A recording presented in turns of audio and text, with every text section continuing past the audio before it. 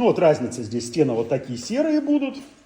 Здесь у нас тоже как бы все готово. Плиточная работа сделана. Здесь тоже будет шкаф. То есть, ну, здесь ребята свой инструмент держат. Поэтому вот смотрите, уже вот такой дом, да. Здесь просто арголитом все закрыто, чтобы не повредить. То есть здесь тоже они первый слой уже декоративочки прошли. Здесь она такая бежевая. Здесь дочкина комната. Вот видите, то есть здесь лампа. То есть все, ребята работают прям идеально. То есть розеточки, все.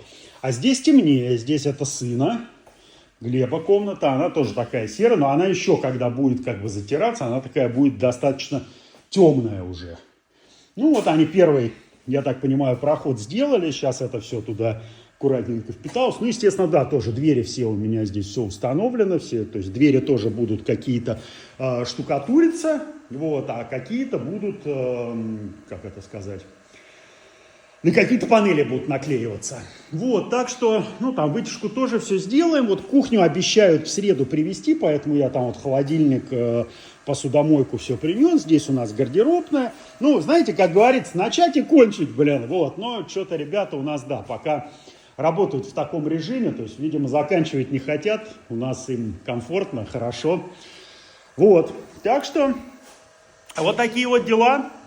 Как говорится, до новых встреч. Смотрите, надеюсь, уже покажу кухоньку, когда будет, и когда здесь будет чисто убрано, и я тут буду уже с бокальчиком безалкогольного пива. Так что давайте, следите, пока.